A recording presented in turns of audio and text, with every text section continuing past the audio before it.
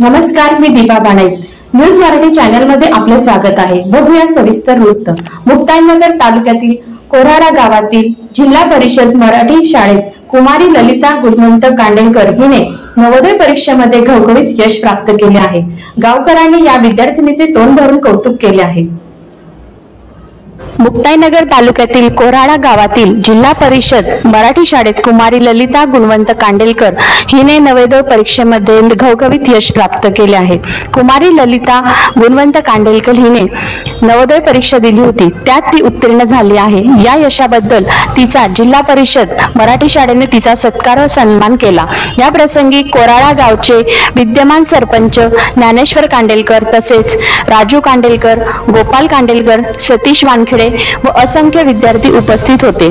कुमारी ललिता गुणवंत कांडेलकर हिला सर्व गावकऱ्यांनी त्या विद्यार्थिनीचे तोंड भरून कौतुक केले.